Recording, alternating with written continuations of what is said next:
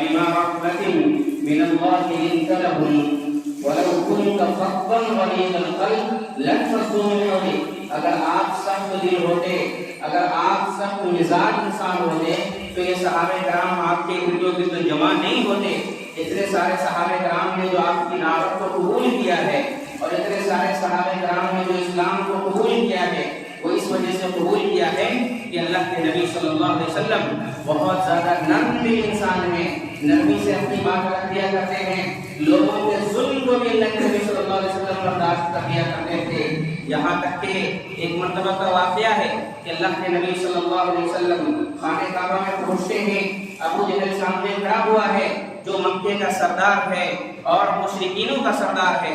وہ سامنے کھڑا ہوا ہے، پتھر لے کر جناب محمد رسول اللہ صلی اللہ علیہ وسلم کو مارتا ہے، سر پر مارتا ہے.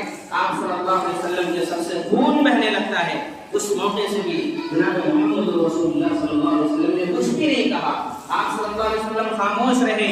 یہ ماجرا دیکھ کر ایک لونڈی وہیں پر کھڑی رہتی ہے اور وہ دیکھتی ہے کہ جناب محمد رسول اللہ صلی اللہ علیہ وسلم کے ساتھ ظلم ہو رہا ہے، آپ صلی اللہ علیہ وسلم کے ساتھ ناانصافی ہو رہی ہے، آپ صلی اللہ علیہ وسلم کو مارا جا رہا ہے. اس کے باوجود بھی آپ صلی اللہ علیہ وسلم خاموش ہیں. یہ ماجرا دیکھ کر وہ لونڈی دوڑی ہوئی آتی ہے اور امیر حمزہ رضی اللہ تعالیٰ عنہ کے پاس آتی ہے اور کہتی ہے کہ ہم نے آپ کے بھتیجے کو دیکھا ہے کہ جناب محمد رسول اللہ صلی اللہ علیہ وسلم کو ابو جہل مار رہا ہے اور مکے کی اندر خانہ کعبہ میں اللہ کے نبی صلی اللہ علیہ وسلم کے سر سے خون بہ رہا ہے، میں نے دیکھا ہے.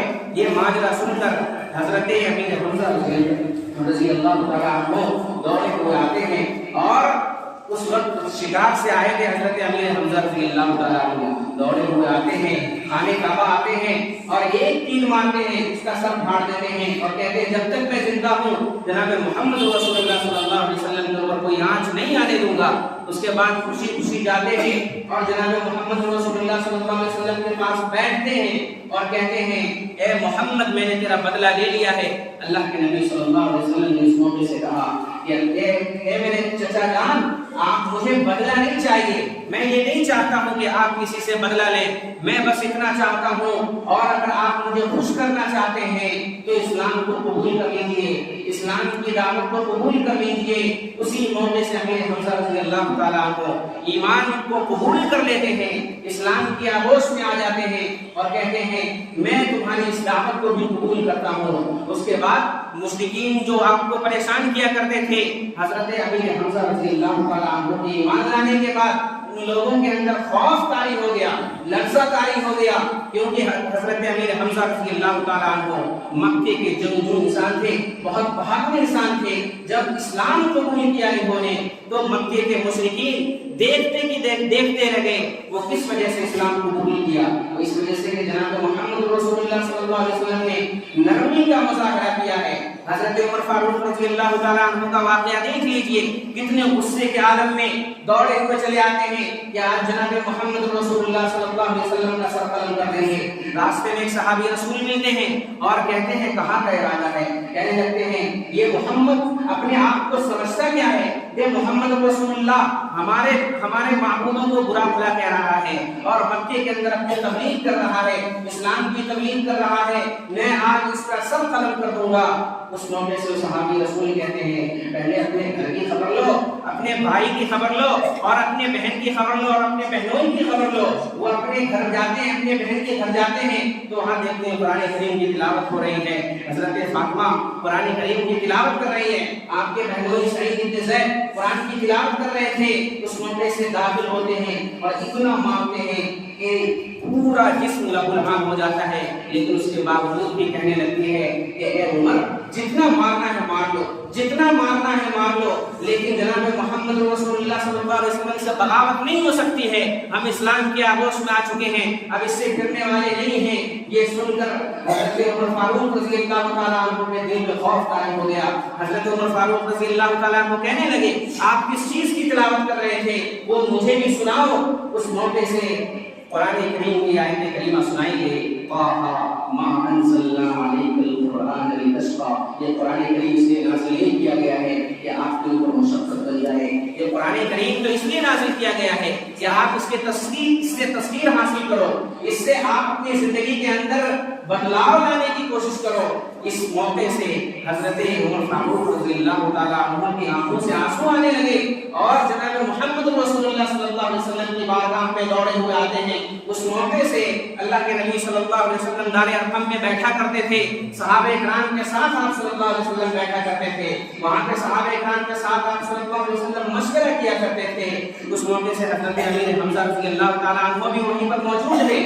صحابہ کرام نے جب حضرت عمر فاروق رضی اللہ تعالیٰ عنہ کو آتے ہوئے دیکھا تو کہنے لگے کہ یہ عمر فاروق تلوار لے کر آ رہا ہے، پتہ نہیں کون سا ارادہ ہے۔ تمام کے تمام صحابہ کرام خوف زدہ ہو گئے اور دل میں خوف طاری ہونے لگا۔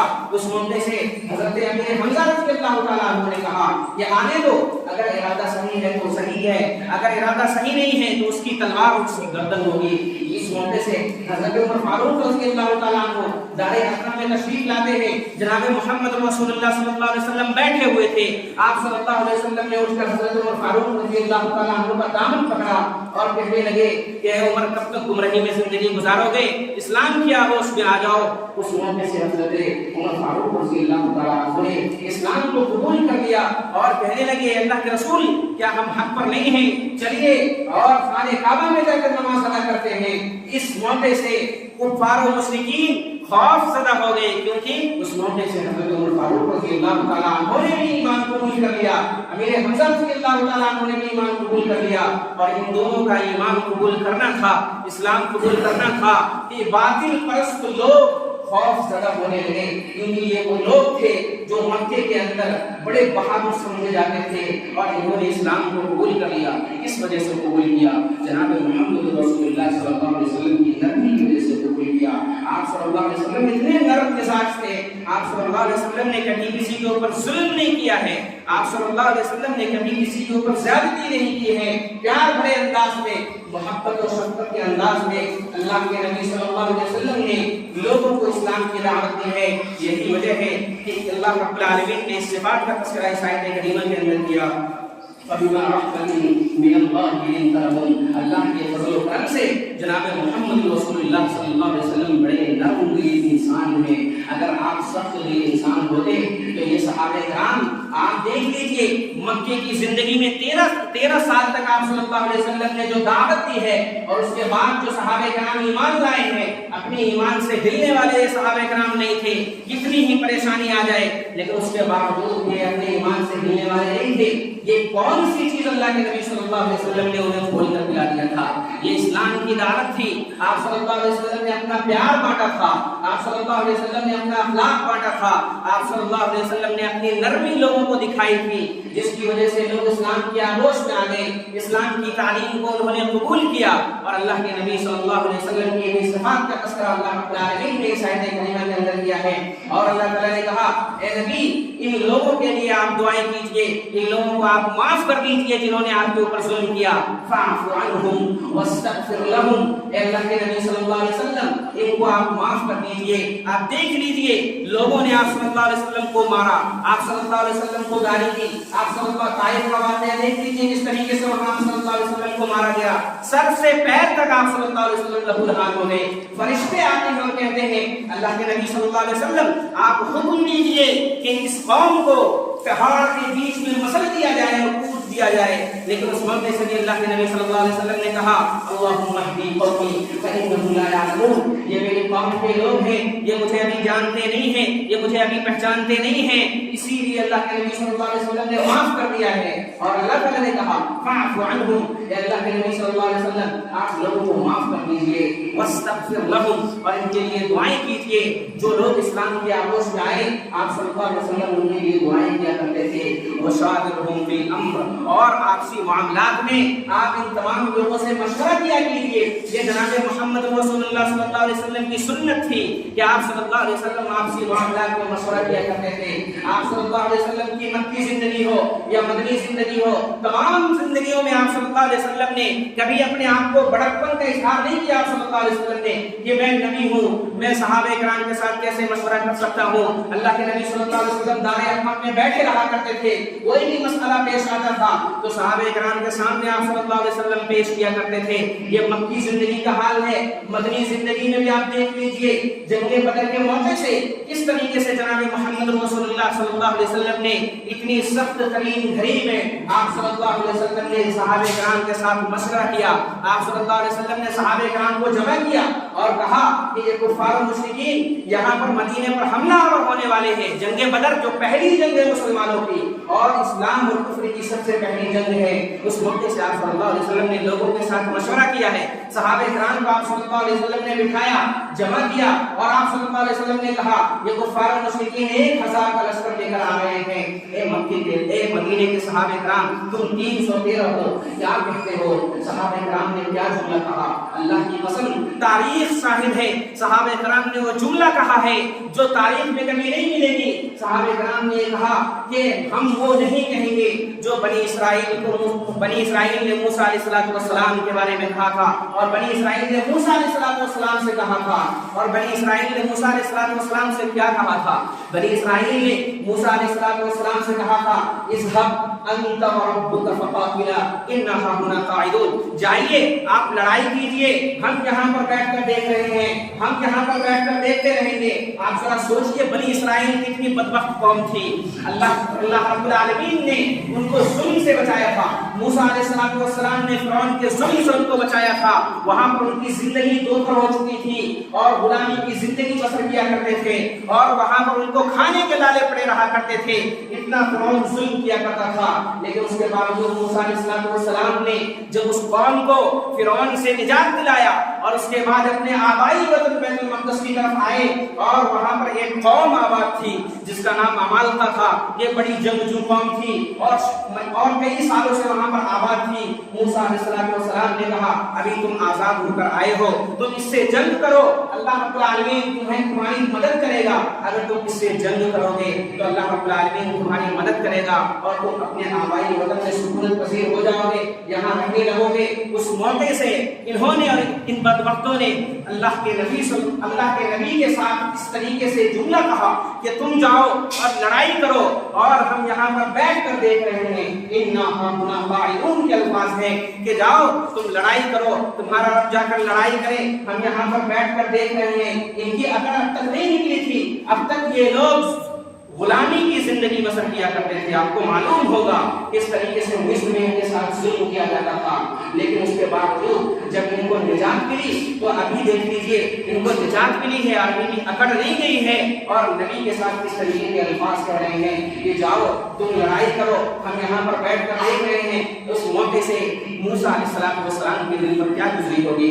یہ موسیٰ علیہ السلام کی قوم بنی اسرائیل کا حال ہے، لیکن جناب محمد رسول اللہ صلی اللہ علیہ وسلم کے ساتھیوں کا کیا حال ہے؟ جب آپ صلی اللہ علیہ وسلم نے ساتھیوں کو جمع کیا اور آپ صلی اللہ علیہ وسلم نے ان سے کہا کیا کہتے ہو؟ یہ اسلام اور کفر کی سب سے پہلی جنگ ہے، کیا کہتے ہو؟ 1000 کا لشکر آ رہا ہے، ان کے پاس ساز و سامان ہے، جنگی ہتھیار ہیں، تمام کی تمام چیزیں ان کے پاس موجود ہے، تمہارے پاس کچھ بھی نہیں ہے، 313 کی تعداد ہے۔ اس موقع سے بھی صحابہ کرام نے کہا کہ اللہ کے نبی صلی اللہ علیہ وسلم ہم وہ جملہ نہیں کہیں گے، ہم وہ جملہ نہیں کہیں گے جو بنی اسرائیل نے موسیٰ علیہ السلام سے کہا تھا۔ ہم تو آپ کے ساتھ نہیں بلکہ آپ کے آگے آگے رہ کر اپنی گردنیں کٹانے کے لیے تیار ہیں۔ یہ صحابہ کرام تھے اور یہی صحابہ کرام کی عظمت ہے۔ اللہ کی قسم میں کہوں کہ آج تک رہتی دنیا تک کے لیے آپ اس بات کو سمجھ لیں کہ رہتی دنیا تک جتنے بھی بادشاہ آئے ان کو ایسا صحابی نہیں ملا، ایسے ساتھی نہیں ملے جیسے جناب محمد رسول اللہ صلی اللہ علیہ وسلم کو ساتھی ملے ہیں کہ ہر وقت گردن کٹانے کے لیے تیار تھے۔ جنگ احد کا موقع ہے، آپ صلی اللہ علیہ وسلم نے اس موقع سے بھی صحابہ کرام کے ساتھ مشورہ کیا ہے۔ آپ صلی اللہ علیہ وسلم نے صحابہ کرام کو سمجھا دیا یہ گھاٹی ہے، دونوں طرف پہاڑ ہے، ایک طرف ہمارا لشکر رہے گا اور پیچھے کی تھوڑی سی گھاٹی جو کھلی ہوئی ہے وہاں پر میں 50 لشکر کو تیار کر کے وہاں پر کھڑا کر دیتا ہوں، اور یہ 50 تیر انداز رہیں گے، یہاں پر کھڑے رہیں گے، یہاں سے ہلنا نہیں ہے۔ اللہ کے رسول صلی اللہ علیہ وسلم نے وہ جملہ کہا تھا چیل کو بھی اگر ہمیں نوچ کر چلے جائیں تب بھی تمہیں یہاں سے ہلنا نہیں ہے۔ اس موقع سے بھی آپ صلی اللہ علیہ وسلم نے صحابہ کرام کے ساتھ مشورہ کیا تھا اور سمجھا دیا تھا، تمام کی تمام چیزیں سمجھا دی گئی تھی۔ دونوں طرف پہاڑ ہے اور بیچ میں آپ صلی اللہ علیہ وسلم ایک طرف مسلمانوں کا لشکر اور دوسری طرف کفار کا لشکر ہے اور پیچھے تھوڑی سی گھاٹی کھلی ہوئی ہے۔ جب جنگ شروع ہوتی ہے تو 700 لوگ مسلمان کے ہیں اور 3000 کفار ہیں، اور ان مسلمانوں نے اس طریقے سے جنگ لڑی کہ کفاروں کی ہوا اکھڑ گئی، وہ بھاگنے پر مجبور ہو گئے۔ لیکن جب صحابہ کرام جو وہاں پر کھڑے ہوئے تھے، گھاٹی میں کھڑے ہوئے تھے، انہوں نے جب دیکھا کہ مسلمان تو جیت چکے ہیں، مسلمان جنگ جیت چکے ہیں، کفار بھاگ رہے ہیں، مال غنیمت لوٹا جا رہا ہے، یہ صحابہ کرام کہنے لگے چلو مال غنیمت لوٹتے ہیں۔ اس موقع سے عبداللہ بن جبیر رضی اللہ تعالیٰ عنہ نے کہا بھی تھا کہ اے صحابہ کرام، اللہ کے نبی صلی اللہ علیہ وسلم کے جملے تمہیں یاد نہیں کہ آپ صلی اللہ علیہ وسلم نے کہا تھا تمہیں چیل کو بھی نوچ کر لے کر چلے جائیں تب بھی تمہیں یہاں سے ہلنا نہیں ہے۔ لیکن اس کے باوجود 40 صحابہ کرام وہاں سے چلے آئے، صرف 10 صحابہ کرام وہاں پر باقی رہ گئے تھے۔ اس موقع سے حضرت خالد بن ولید رضی اللہ تعالیٰ عنہ ابھی ایمان قبول نہیں کیے تھے اور مکے کے بہادر انسان سمجھے جاتے تھے، بہت بڑے جنگجو انسان تھے۔ انہوں نے پیچھے سے حملہ کیا اور 10 پیچھے سے جب حملہ کیا تو مسلمان بیچ میں، آپ سمجھ لیجیے بیچ میں مسلمان کس طرح رہ گئے اور مسلمانوں کو سمجھ میں نہیں آ رہا تھا کہ ہو کیا رہا ہے، کون کس کو کاٹ رہا ہے، کون کس کو مار رہا ہے، مسلمانوں کو پتہ نہیں چل رہا تھا۔ تو یہ جنگ کا کایا پلٹ گیا۔ اس موقع سے پورے کفار و مشرکین اللہ کے نبی صلی اللہ علیہ وسلم کے اوپر ٹوٹ پڑے، پل پڑے اللہ کے نبی صلی اللہ علیہ وسلم کے اوپر، اور اس موقع سے صرف 9 صحابی رسول اللہ سے تھے جو اللہ کے نبی صلی اللہ علیہ وسلم کو گھیرے ہوئے تھے چاروں طرف سے۔ اللہ کے نبی صلی اللہ علیہ وسلم کو 7 انصاری صحابہ کرام تھے اور 2 صحابہ کرام مہاجر تھے، سعد بن ابی وقاص رضی اللہ تعالیٰ عنہ اور طلحہ بن عبید اللہ رضی اللہ تعالیٰ عنہ۔ یہ 9 صحابی رسول اللہ کے نبی صلی اللہ علیہ وسلم کو گھیرے ہوئے تھے، آپ صلی اللہ علیہ وسلم کی بچاؤ کر رہے تھے۔ کفار و مشرکین پیٹ پڑے ہیں آپ صلی اللہ علیہ وسلم کے اوپر، پیچھے سے ایک انسان آتا ہے اور اس طریقے سے تیر مارتا ہے کہ آپ صلی اللہ علیہ وسلم کا دندان مبارک شدید ہو جاتا ہے۔ آپ صلی اللہ علیہ وسلم نے اس موقع سے کہا کہ یہ قوم کیسے کامیاب ہو سکتی ہے جو اپنے نبی کے چہرے کو برباد کرتی ہے، یہ اپنے نبی کے چہرے کو مسخ کرنے کی کوشش کرتی ہے، یہ اپنے نبی کے چہرے کو زخمی کرتی ہے، یہ قوم کیسے برباد ہوگی۔ اس موقع سے بھی اللہ کے نبی صلی اللہ علیہ وسلم کے ہاتھ اٹھے تو آپ صلی اللہ علیہ وسلم نے یہی جملہ کہا، اللہم اہدی قومی فإنہم لا یعلمون۔ کہ اللہ تعالیٰ یہ میری قوم ہے، یہ لوگ مجھے جانتے نہیں ہیں، یہ لوگ میری رسالت سے واقف نہیں ہیں، یہ مجھ سے واقف نہیں ہے، اس لیے نبی کو مارنے کی کوشش کر رہے ہیں۔ ذرا سوچ لیجئے اس موقع سے جو نبی نے کہا تھا یہ قوم کے لوگ مجھے صرف اس لیے مارنا چاہتے ہیں کہ میں کہتا ہوں کہ اللہ کی طرف آ جاؤ۔ مسلمانوں اگر تمہیں پریشان کیا جاتا ہے، اگر صرف اس لیے پریشان کیا جاتا ہے تو یہ انبیاء کرام کو بھی صرف اس لیے پریشان کیا گیا ہے، بڑے بڑے نبیوں کو صرف اس لیے پریشان کیا جاتا ہے کہ تم اللہ کی وحدانیت کی دعوت دیتے ہو۔ اللہ کے نبی صلی اللہ علیہ وسلم نے وہی جملہ کہا تھا، اور آپ یاد رکھیے کہ اللہ کے نبی صلی اللہ علیہ وسلم کے ساتھ صرف 9 صحابی رسول تھے اور تمام مشرکین یہ چاہتے تھے کہ کس طریقے سے جناب محمد رسول اللہ صلی اللہ علیہ وسلم کو ختم کر دیا جائے تاکہ اسلام مٹ جائے اور اسلام ختم ہو جائے۔ اس موقع سے صحابہ کرام نے کس طریقے سے جان ثانی کیا ہے اور کس طریقے سے اللہ کے نبی صلی اللہ علیہ وسلم کا بچاؤ کیا ہے۔ حضرت انس بن مالک رضی اللہ تعالیٰ عنہ کہتے ہیں کہ حضرت طلحہ بن عبید اللہ رضی اللہ تعالیٰ عنہ کے ہاتھ پر اس طریقے سے تلوار کا وار پڑا، پورا ہاتھ شل ہو گیا تھا، لیکن اس کے باوجود بھی پہاڑ کی طرح اللہ کے نبی صلی اللہ علیہ وسلم کے سامنے کھڑے ہوئے تھے۔ سعد بن ابی وقاص رضی اللہ تعالیٰ عنہ کو اللہ کے نبی صلی اللہ علیہ وسلم درمیش نکال کر دیتے تھے اور کہہ رہے تھے اے سعد بن ابی وقاص میرے ماں باپ تم پر قربان ہو، تم چلاؤ تیر۔ اور یہ سعد بن ابی وقاص رضی اللہ تعالیٰ عنہ تیر چلانے میں بہت ماہر تھے۔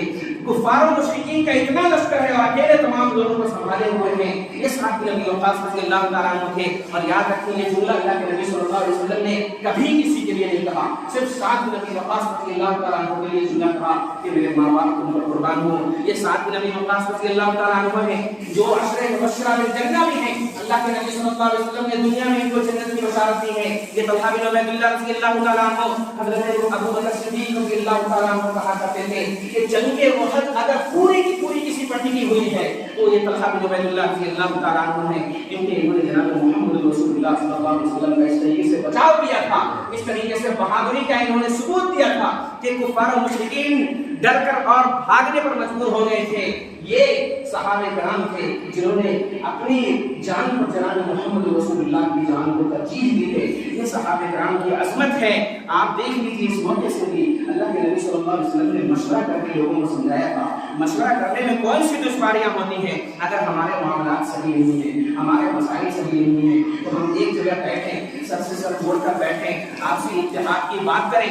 مشورے میں اگر بات کریں گے تب اس کا کچھ فائدہ نظر آئے گا, لیکن اگر مشورہ نہیں کریں گے تو فائدہ نظر نہیں آئے گا. خود اللہ کے رسول صلی اللہ علیہ وسلم نے کتنے موقع سے آپ صلی اللہ علیہ وسلم نے مشورہ کیا ہے. اور آپ سوچ لیجیے پہلی جنگ ہو رہی ہے, اس موقع سے بھی اللہ کے رسول صلی اللہ علیہ وسلم نے مشورے کو ترک نہیں کیا ہے, اس موقع سے بھی آپ صلی اللہ علیہ وسلم نے مشورہ کیا ہے.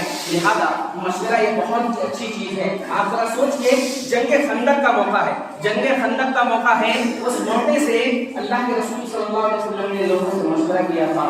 تو سلمان فارسی رضی اللہ تعالیٰ عنہ آتے ہیں اللہ کے رسول صلی اللہ علیہ وسلم کے پاس اور کہتے ہیں کہ اللہ کے رسول صلی اللہ علیہ وسلم ہم نے فارس کے اندر دیکھا ہے کہ وہ لوگ خندق کھودتے ہیں. آپ صلی اللہ علیہ وسلم کو جب معلوم ہوا تو کفار و مشرکین 30,000 کا لشکر لے کر تیار ہیں اور مدینے پر حملہ آور ہونے کے لیے تیار ہیں. آپ کو معلوم ہوگا اس جنگ کا نام جنگ احزاب بھی ہے. حزب جمع احزاب کے معنی ہوتے ہیں گروہ کے, ٹولیاں کے, قبائل کے ہوتے ہیں. پورے کے پورے مکے کے قبائل جمع ہو گئے تھے اور اسلام کو مٹانے کی کوشش کر رہے تھے. مکے کے اندر جتنے قبیلے تھے تمام قبیلے جمع ہو گئے تھے. یہاں تک کہ میں کہوں کہ یہودی لوگ بھی جمع ہو چکے تھے اور اسلام کو مٹانے کی کوشش کر رہے تھے. آپ سوچ سکتے ہیں 30,000 کا لشکر تیار ہو چکا تھا اور اس موقع سے مدینے کے اندر جب دیکھا گیا تو صرف 10,000 صحابہ کرام تھے. اللہ کے نبی صلی اللہ علیہ وسلم نے صحابہ کرام کو جمع کیا. آپ صلی اللہ علیہ وسلم نے ان سے مشورہ کیا کرنا کیا ہے. 30,000 کا لشکر تیار ہو چکا ہے. یہاں تک کہ یہودیوں نے بھی بدعہدی کی ہے. جو یہودی آپ صلی اللہ علیہ وسلم کے ساتھ رہا کرتے تھے انہوں نے بھی بدعہدی کی اور مسلمانوں کو ختم کرنے کی کوشش کی, اسلام کو ختم کرنے کی کوشش کی. 30,000 کا لشکر تیار ہو چکا ہے اور مدینے پر حملہ آور ہونے والا ہے. اس موقع سے اللہ کے نبی صلی اللہ علیہ وسلم نے لوگوں سے مشورہ کیا. آپ صلی اللہ علیہ وسلم نے کہا کیا مشورہ دیتے ہو؟ سلمان فارسی رضی اللہ تعالیٰ عنہ آتے ہیں کہتے ہیں اللہ کے نبی صلی اللہ علیہ وسلم فارس کے اندر میں نے دیکھا ہے کہ وہاں کے لوگ جب بادشاہ جنگ کیا کرتے ہیں تو خندق کھود لیا کرتے ہیں. آپ بھی یہاں پر خندق کھود لیجیے. عرب کے اندر یہ دستور نہیں تھا کہ وہ لوگ خندق کھودا کرتے تھے.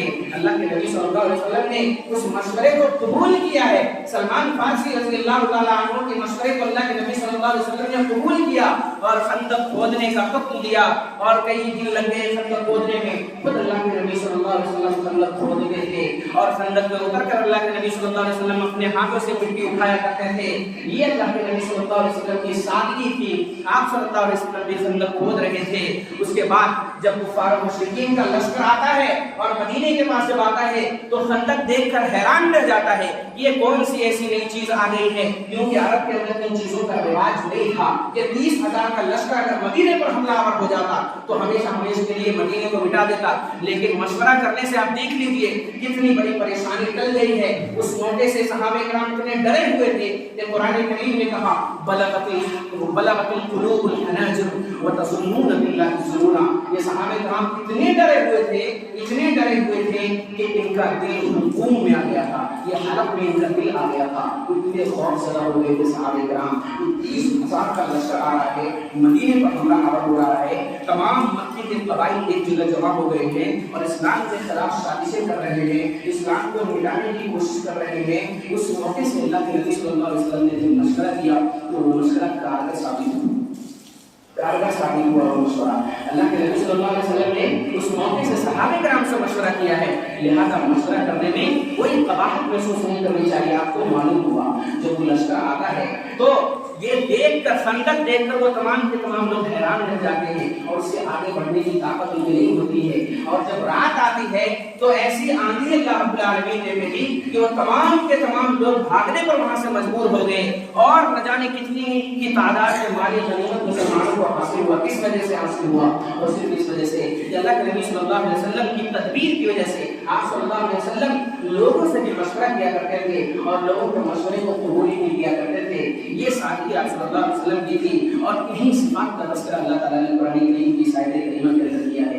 فَبِمَا رَحْمَةٍ مِّنَ اللَّهِ لِنتَ لَهُمْ وَلَوْ كُنتَ فَظًّا غَلِيظَ الْقَلْبِ لَانفَضُّوا مِنْ حَوْلِكَ فَاعْفُ عَنْهُمْ وَاسْتَغْفِرْ لَهُمْ وَشَاوِرْهُمْ فِي الْأَمْرِ. اپنے آپسی معاملات میں لوگوں سے مشورہ کر لیا کرو. اللہ کے نبی صلی اللہ علیہ وسلم ہر موقع سے لوگوں سے مشورہ کیا کرتے تھے. اسلام کی پہلی جنگ ہو, دوسری جنگ ہو, تیسری جنگ ہو, ہر नौजवानों में से आप सल्लल्लाहु अलैहि वसल्लम ने लोगों से मशवरा किया है और सहाबे किराम आपको मशवरा कर दिया करते थे, और अगर वो मशवरा बेहतर हुआ करता था तो आप सल्लल्लाहु अलैहि वसल्लम उसे कबूल भी किया करते थे। अगर हमारे मामलात सही नहीं हो रहे हैं, हमारे मसाइल सही नहीं हो रहे हैं, तो हम भी एक जगह बैठे और मशवरा किया करें, इससे खैर ही होगा। अल्लाह के नबी सल्लल्लाहु अलैहि वसल्लम की ये सिफात थी और इसी का तज़किरा अल्लाह ताला ने कुरान करीम के अंदर किया है। ये आप सल्लल्लाहु अलैहि वसल्लम की सिफात थी कि आप सल्लल्लाहु अलैहि वसल्लम बड़े नर्म दिल इंसान थे, आप सल्लल्लाहु अलैहि वसल्लम बड़े रहमदिल इंसान थे, आप सल्लल्लाहु अलैहि वसल्लम कभी किसी के ऊपर जुल्म नहीं किया करते थे। ये तमाम की तमाम सिफात आज मुसलमानों को भी अपनी जिंदगी के अंदर नाफिज करना चाहिए। आज हमें अगर कोई कुछ कह देता है तो हम तो सर से पैर तक इतने तावले हो जाते हैं कि हम उनको इस तरीके से करने लगते हैं, उसके ऊपर जुल्म करने लगते हैं। लेकिन अल्लाह के नबी सल्लल्लाहु अलैहि वसल्लम को लोग आकर मार कर भी जा रहे हैं तो आप सल्लल्लाहु अलैहि वसल्लम खामोश हो जाते हैं और उसका फायदा नजर आता है। हजरत अमीर हमजा रज़ियल्लाहु ताला अन्हु ईमान कबूल कर लिए, किस वजह से? इसी नरमी की वजह से। लिहाजा हमारी जिंदगी के अंदर भी नरमी होनी चाहिए, अफ़्व व दरगुज़र का मामला होना चाहिए। अल्लाह के नबी सल्लल्लाहु अलैहि वसल्लम की जिंदगी में आप देख लीजिए, एक मर्तबा आप सल्लल्लाहु अलैहि वसल्लम मदीने के अंदर मस्जिद में मौजूद थे, एक आदमी आता है, एक बद्दू आता है और मस्जिद के अंदर पेशाब करने लगता है, पेशाब करने लगता है मस्जिद के अंदर। सहाबे किराम दौड़ते हैं उसको मारने के लिए, लेकिन अल्लाह के नबी सल्लल्लाहु अलैहि वसल्लम ने कहा नहीं, उसको रहने दो, उसको अपनी जरूरत से पहले फारिग हो जाने दो। आप सल्लल्लाहु अलैहि वसल्लम ने उसको बीच में भी नहीं रोका, आप सल्लल्लाहु अलैहि वसल्लम ने कहा उसको अपनी जरूरत से फारिग हो जाने दो। जब वो इंसान अपनी जरूरत से फारिग हो जाता है तो आप सल्लल्लाहु अलैहि वसल्लम ने उनको बुलाया, आपस में पास में बिठाया और प्यार भरे अंदाज में उनको समझाया, ये मस्जिद है, यहाँ अल्लाह की तारीफ की जाती है, यहाँ तस्बीह की जाती है, यहाँ तहलील की जाती है, यहाँ पर इस तरीके की हरकतें नहीं की जाती है। आप सल्लल्लाहु अलैहि वसल्लम ने प्यार भरे अंदाज में, शफ़क़त के अंदाज में, नरमी के अंदाज में आप सल्लल्लाहु अलैहि वसल्लम ने सहाबे रसूल को समझाया तो वो समझ गए और बात समझ में आ गई। यही चीजें अगर हम अपनी जिंदगी के अंदर नाफिज करेंगे तो बहुत सारे मसाइल का हल हो सकता है। खुद अल्लाह के रसूल सल्लल्लाहु अलैहि वसल्लम जब नमाज पढ़ाया करते थे